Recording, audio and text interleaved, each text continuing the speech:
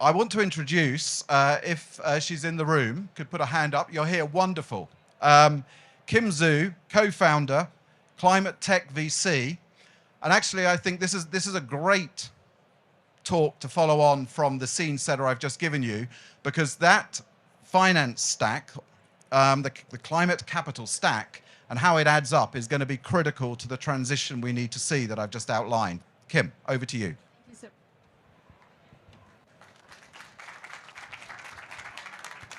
Can you hear me? Oh, there we go. Thank you so much.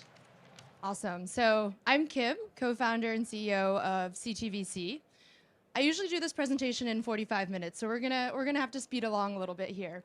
But what we do at CTVC, or Climate Tech VC, we started off as a newsletter over 4 years ago, really to track what was happening in climate tech, or formerly known as clean tech. Since then, we've seen the rise of climate tech beyond just energy and transportation, and we've been closely following that, now expanding from a newsletter to building out a market intelligence and data platform to closely follow all the companies, the technologies, the projects critical to decarbonization. And so just to give you a little peek into what we do a newsletter every Monday and every Friday. Then we also publish deep research and insights covering sectors like steel decarbonization, carbon markets, sustainable seafood. And behind the scenes of that, we've been closely tracking all the companies, technologies, both startups as well as public companies and incumbents that are building those solutions. And then finally, we think a lot about the capital stack that's required to bring all these solutions to fruition. So not just venture capital funding startups, but that core bridge to bankability, which I'll talk about, to get those solutions and projects in the ground. And this is just a sneak peek of all the data we put out. So we love charts, we love data. We use a lot of this to drive our reporting and our insights as well.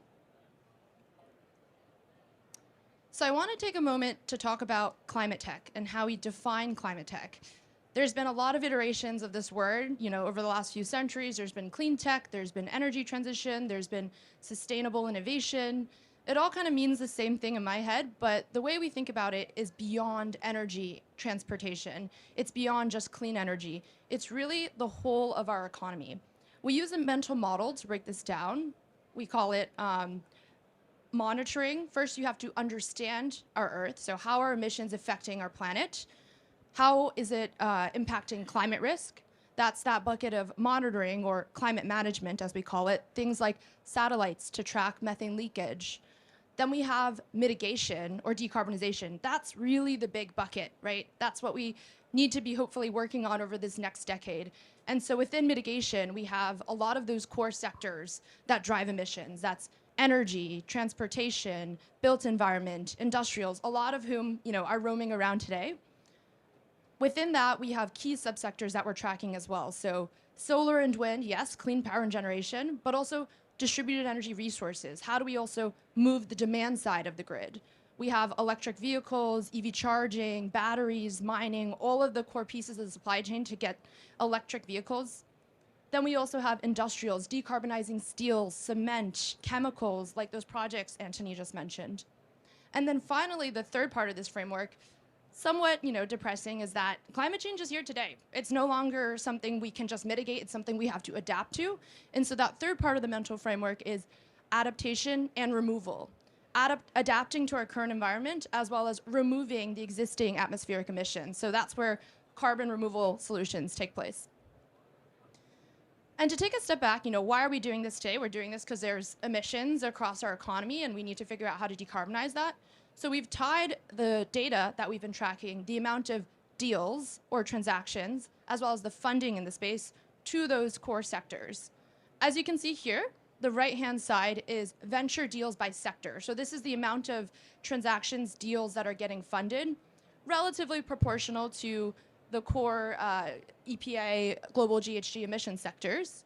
But then when we flip this to funding, we can see that that proportion gets pretty misaligned.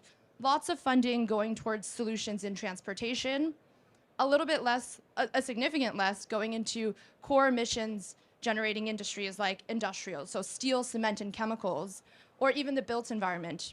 And I'll talk through a little bit of why this is happening, but still a lot of work to be done for these core emissions sectors beyond, transportation and energy, which historically has gotten a lot of share of venture funding.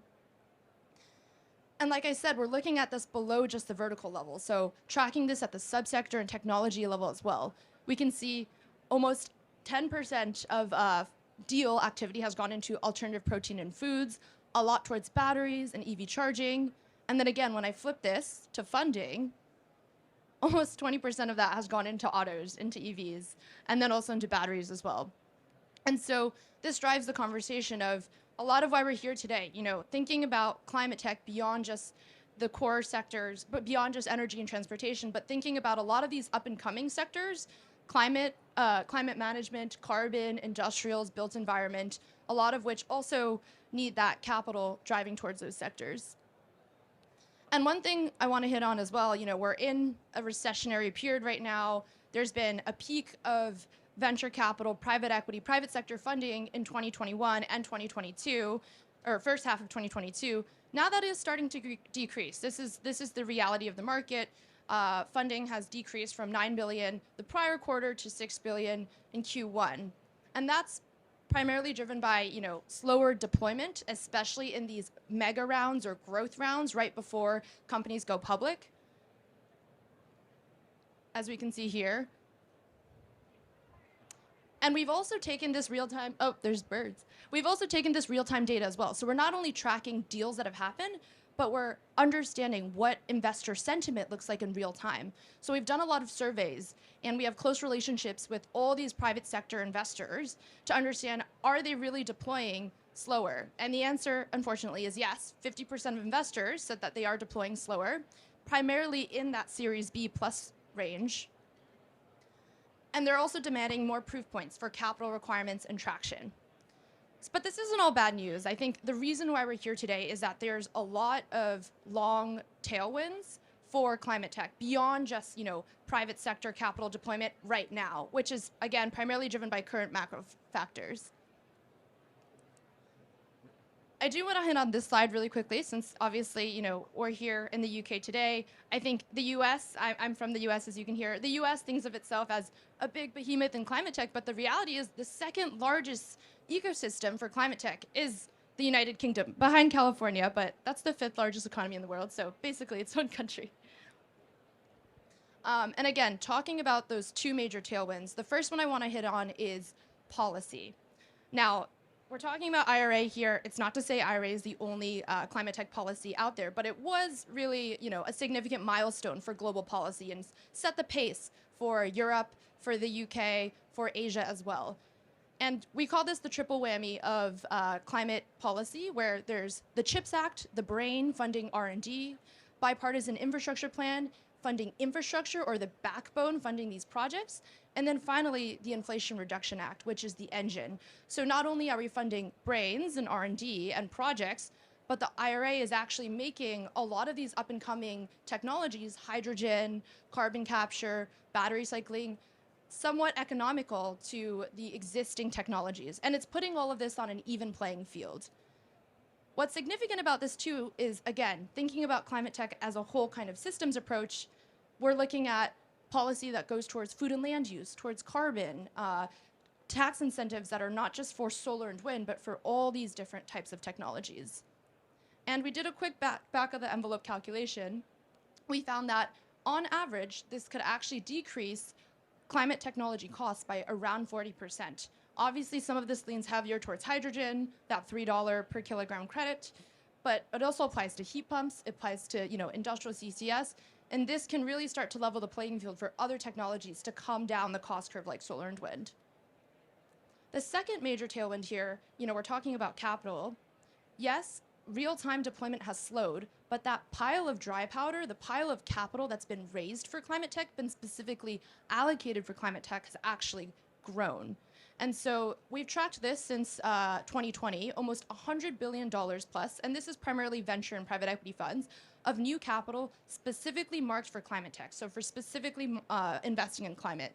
And we know that these funds usually are, a 5 to 7 year time horizon. So all this is to say, while deployment has slowed, there's a significant pool of capital that's coming up the curve, ready to deploy into the space.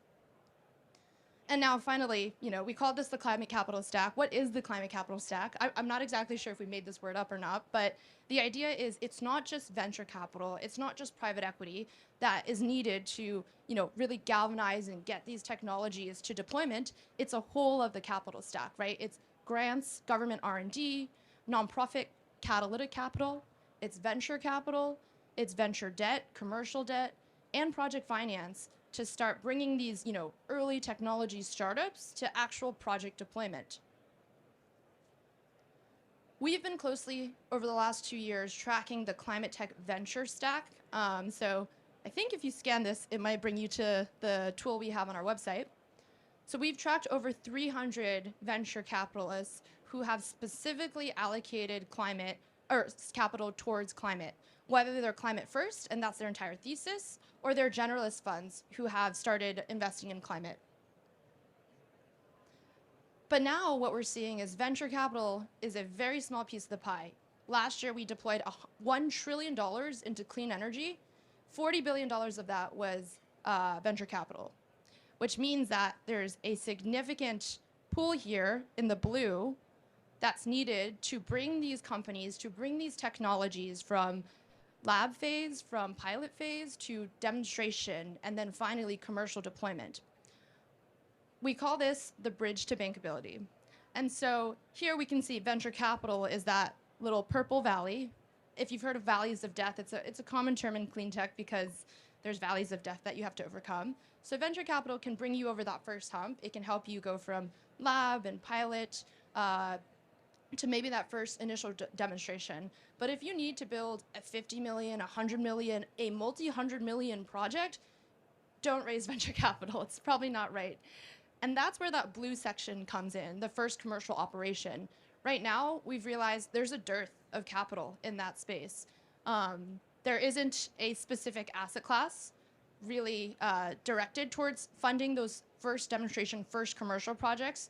That's where IRA, that's where, a lot of this government funding and catalytic resources are coming into play.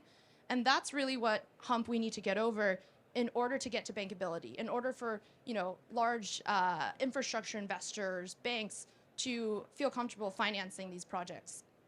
And we've slowly started tracking those asset classes as well. So as I said, we've been closely following venture. Now we're expanding that list beyond venture into private equity and growth, institutional pension funds, infrastructure investors, and of course, corporates who are really key to investing, partnering, and building these projects as well. So watch out for that updated version. This is just a preview draft for now, but we're currently updating this to give a fuller picture of what that climate capital stack looks like. And then finally, I'll hit on this real fast. Really, this should read, there's never been a better time to be a climate operator, not just an entrepreneur. A lot of corporates are coming into the space as well. And even though there's these recent macro, recessionary pressures, we think this is here to stay because A, there's technology advances. Solar and wind really builds that foundation for climate tech.